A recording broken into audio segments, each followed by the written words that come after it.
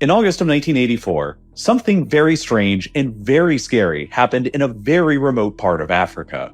Lake Manoun is a small, bone-shaped lake in a rural part of the country of Cameroon, nearby to nothing that most people from the outside world have ever heard of. Surrounded by farms, a small village immediately to the northeast, and a small local road running just to the east, Lake Manoun was always a quiet, rustic, and obscure location until it was struck by an unprecedented nightmare. Late on one August night in 1984, local villagers around Lake Manoun would later report that they heard a loud rumbling noise, but hardly anyone thought anything about it at first. At around 11:30 p.m. at night, a mysterious cloud of white mist shot up out of the lake. Suspected that the incident was a chemical weapons attack committed by terrorists or rebels attempting a coup d'etat. But the chemical weapon explanation didn't really make any sense. Chemical weapons are a difficult thing for anyone to actually acquire. And even if some group of rebels in Cameroon had actually somehow managed to acquire them, why would they have wasted them attacking a random, rural road in the middle of nowhere, rather than a more valuable target? And why had nobody claimed any responsibility for it?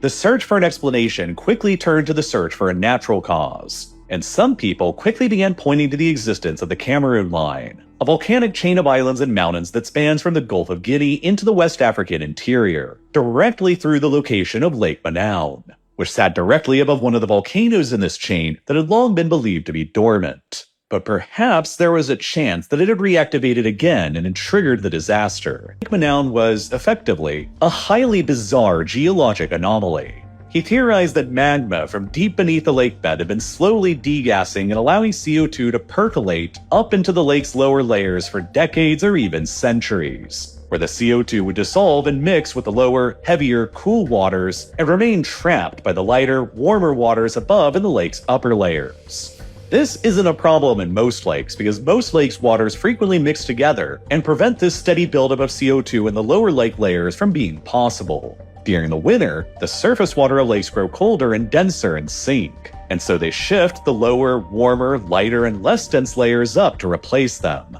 While in the spring and summer, the opposite process ends up happening too, which keeps the layers of the lake constantly shuffled around. Lake Manoun, however, is located near to the equator within the tropics, where the climate remains warm throughout the entire year and never shifts, meaning that this usual process of layers mixing together within lakes throughout the procession of the seasons doesn't really happen, meaning that the lower layers of lakes in the tropics will often remain stagnant for multiple centuries at a time. Sigurdsson theorized that in the specific case of Lake Manoun, the CO2 percolating upwards into the bottom of the lake was probably causing the trapped lower layer of water at the bottom of the lake to steadily grow more and more saturated with CO2 over a very long time frame, and that was only all contained by the warmer, lighter layer of water above it that acted like a cork on a bottle of champagne. A little warning, like what happened in Lake Manoun, a massive cloud containing up to 1 cubic kilometer, or about 300,000 tons of carbon dioxide, erupted out from the lake in a deadly, low-lying, thick white mist.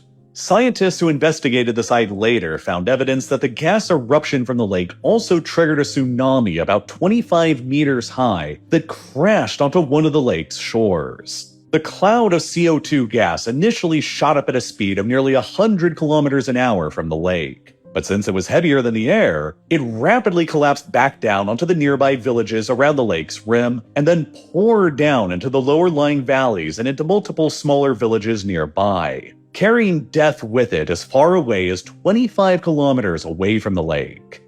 Within the closest two villages to Lake Nyos at the time of the eruption, called Nyos and Kam, only 4 people who were fortunate enough to be located on higher ground managed to survive the low-lying toxic cloud. A few people in some of the villages were initially fortunate enough to have only been rendered unconscious by the CO2 cloud rather than killed by it. Some of them remained unconscious for as long as 36 hours, before suddenly awakening to the unbelievable horror of finding that their entire families and all of their neighbors were all dead.